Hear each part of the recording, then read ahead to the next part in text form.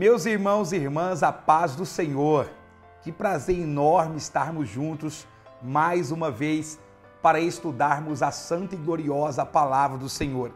Estava já com saudades de nós estarmos aqui reunidos semanalmente para meditarmos nos grandes ensinamentos das Escrituras Sagradas.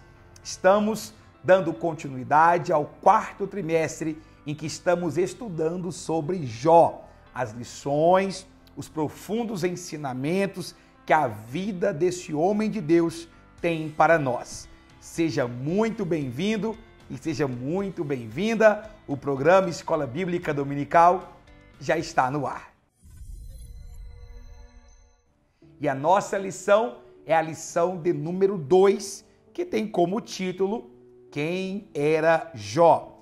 O nosso texto áureo diz: havia um homem na terra de Uz, cujo nome era Jó, e era este homem íntegro, reto e temente a Deus, e desviava-se do mal. Jó, capítulo de número 1, versículo 1. A verdade prática nos diz: quem zela por um caráter irrepreensível, obtém testemunho acerca de sua integridade. A nossa leitura bíblica em classe, encontra-se em Jó, capítulo de número 1, verso 1 ao verso 5, uma leitura muito importante para que você tenha como pré-requisito para assistir a essa e a outras pré-aulas. Muito bem, nós estamos diante de um livro extremamente interessante. Os irmãos já fizeram um estudo panorâmico dele na lição anterior, onde nós vimos que o livro de Jó é um livro poético, apesar de algumas de suas partes terem prosa, ou seja, ser um gênero narrativo, ainda assim nós temos uma grande parte que são poemas e pensamentos, diálogos, que nos levam a refletir sobre o destino, sobre a vontade de Deus e a falibilidade do homem. Muito bem, mas é claro que quando começamos a estudar um livro que versa tanto sobre um personagem, nós precisamos saber quem é esse homem. Afinal de contas, não são muitos os personagens bíblicos que possuem um livro só para ele. Podemos citar Ruth, podemos citar Esther e nós temos Jó. Agora, nós sabemos que este homem viveu na época de Abraão. Provavelmente, Jó era contemporâneo do grande patriarca. Não à toa, também é nomeado como patriarca. O livro de Jó, livro mais antigo da Bíblia Sagrada, narra a história deste homem, a sua alegria, as suas desventuras e o seu reerguimento pelas mãos de Deus. Mas o mais importante é entender que nos primeiros versículos do livro de Jó é traçado um panorama, um retrato biográfico deste santo homem, Jó. Quem era Jó? O grande personagem bíblico. Bom, a Bíblia não nos dá muitos detalhes acerca do endereço, acerca da época ou acerca da estrutura de Jó. Entretanto, quando a temática é o seu caráter, a sua natureza, a Bíblia é profícua em detalhes. Veja, desde o primeiro capítulo, ele recebe adjetivos e não são adjetivos quaisquer. E é sobre eles que nós iremos raciocinar e estudar aqui um pouco. O primeiro deles está no tópico 1 de nossa revista, um homem de caráter irretocável. A expressão irretocável quer dizer aquilo que não precisa de complemento, aquilo que já está posto, aquilo que não tem falha, aquilo que não tem erro. É uma palavra muito forte de ser aplicada à vida de um homem carnal.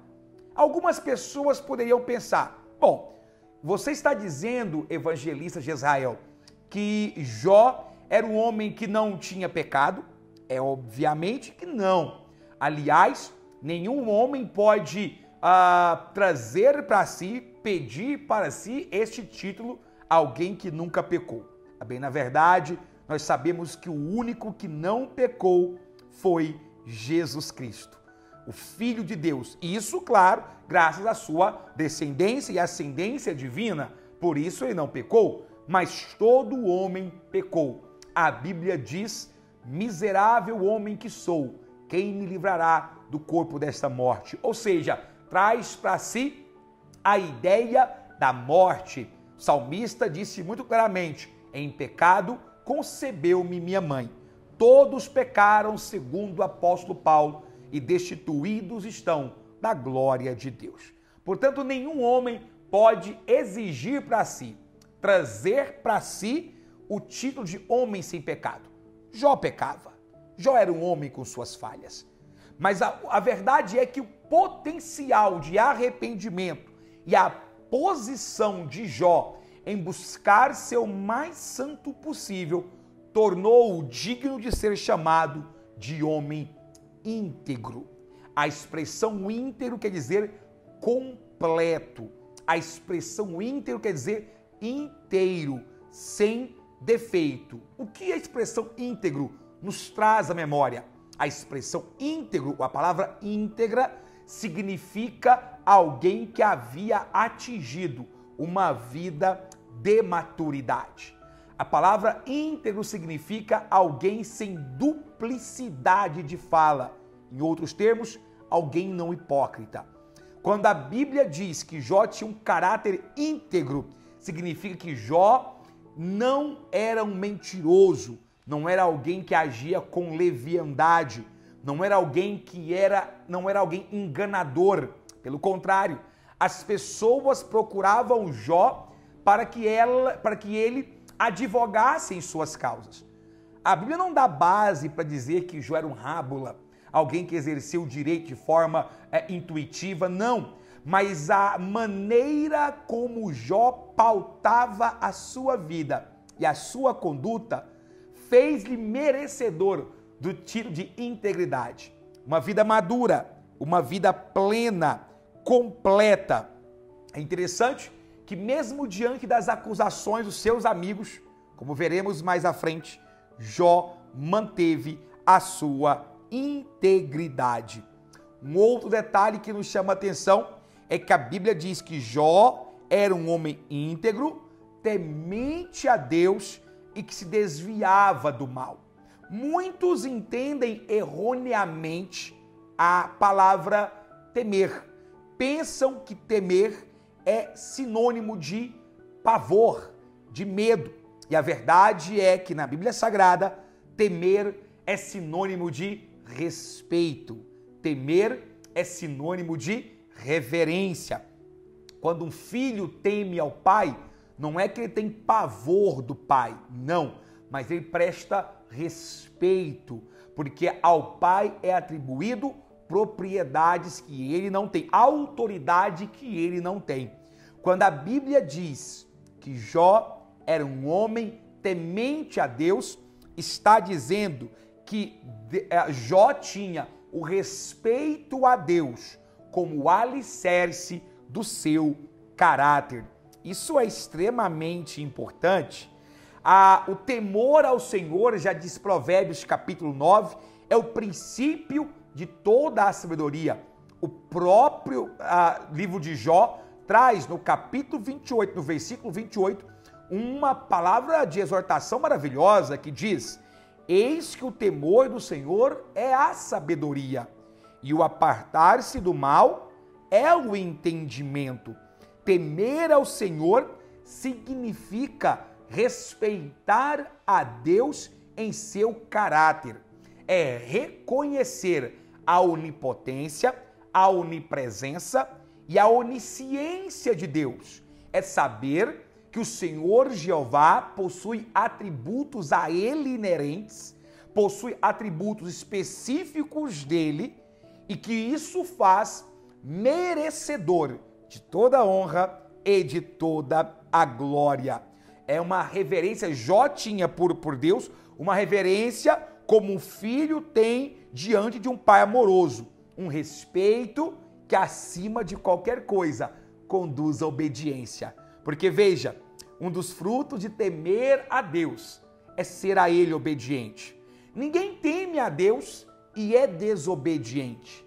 Todos aqueles que estão imbuídos do sentimento de temor também estão imbuídos do sentimento de obediência.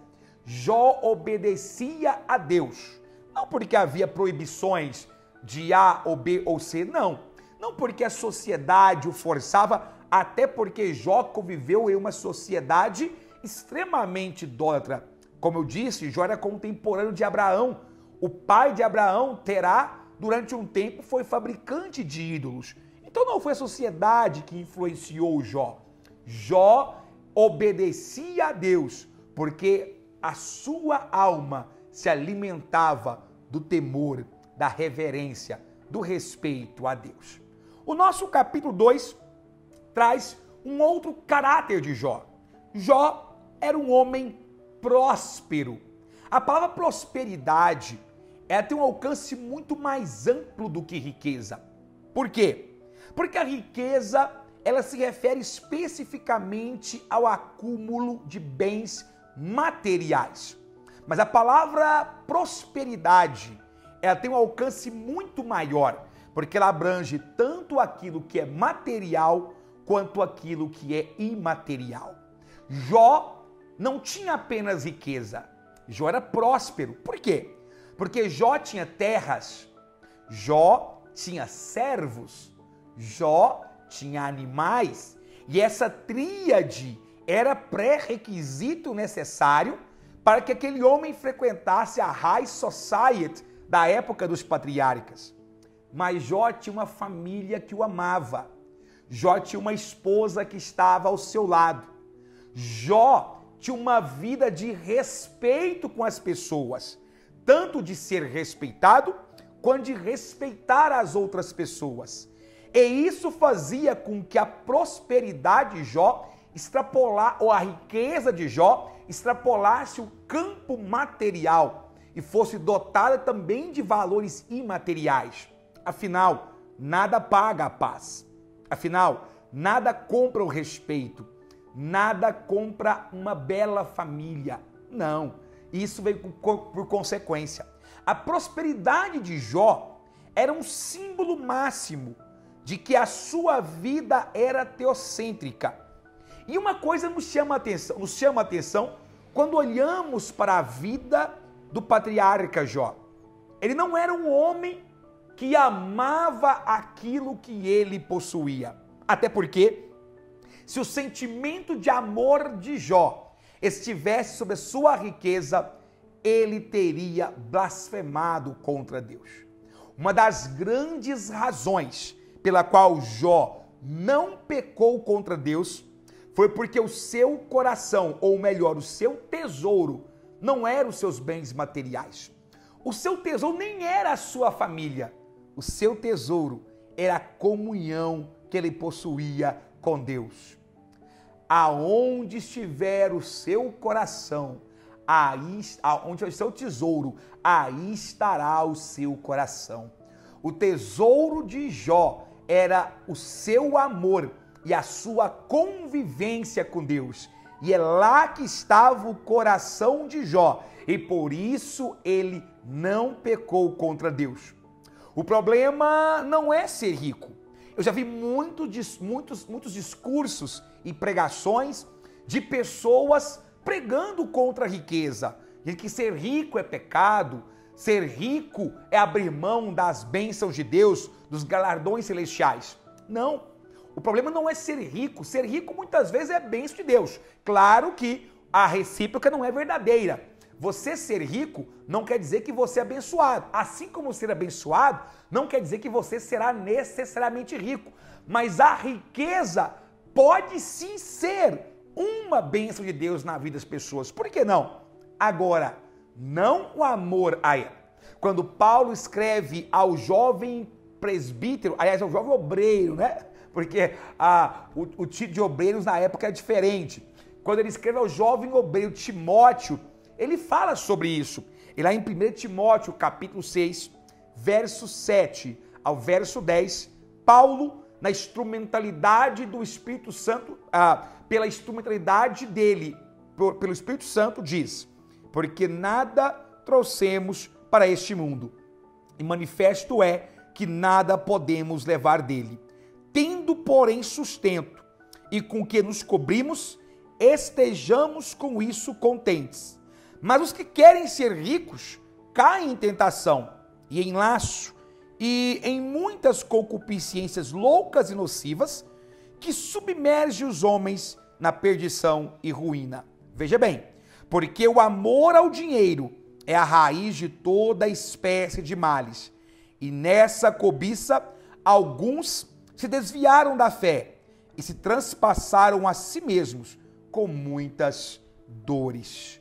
Portanto, meus irmãos e irmãs, Jó era próspero porque não tinha amor ao dinheiro e porque, muito mais do que o dinheiro, ele tinha paz com o Senhor. No capítulo 3, nós temos ainda o fato de que era um homem de profunda piedade pessoal. Veja bem, os acontecimentos do livro que acontece na época dos patriarcas mostra que Jó tinha uma grande família. Ter uma grande família era bênção de Deus.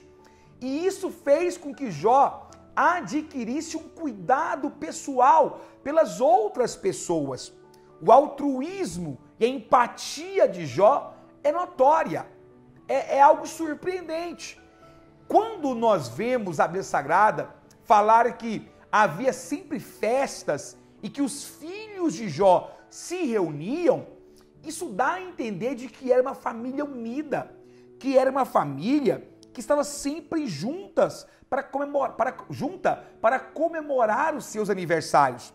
Muitas pessoas acham que isso era sinônimo de serem beberrões, de serem devassos. Não, era simplesmente um sinal de que Jó e a sua esposa, é sempre bom deixar claro isso, para não sermos injustos com a esposa de Jó. Jó e sua esposa educaram bem os seus filhos. Irmão de Israel, mas a Bíblia diz que logo após essas festas, Jó sacrificava pela sua vida e pelos seus filhos. Sim, mas isso mostra mais uma vez a atitude piedosa de Deus, de Jó para com seus filhos. Não é que Jó sacrificava porque as comemorações, as festas eram ímpias, não. Mas mostra apenas que Jó era realmente um homem piedoso e ele queria se certificar, ele queria ter certeza de que tudo em sua família estava em ordem. Olha que exemplo que Jó nos dá, principalmente para você que me escuta e que me vê, que é um obreiro. Jó dá um exemplo de como cuidar da sua casa, de como ter piedade com os seus filhos. Mais uma vez, quando Paulo escreve ao jovem obreiro Timóteo, ele reforça também a necessidade do obreiro cuidar da sua casa. Ele diz: o obreiro deve governar bem a sua própria casa, tendo seus filhos em sujeição, com toda a modéstia. Porque se alguém não sabe governar a sua própria casa, terá cuidado da igreja de Deus? Essa atitude sacrificar de Jó revela mais uma vez que ele era sim um homem piedoso, um homem que servia a Deus. Traçamos aqui nesta aula um panorama geral da figura de Jó. Eu espero ter contribuído para você acrescentar alguma coisa aí em sua aula. Complemente esta aula com oração, com o estudo da revista, com uma boa concordância bíblica e um bom comentário bíblico também. E eu tenho certeza que a sua aula será extremamente abençoada.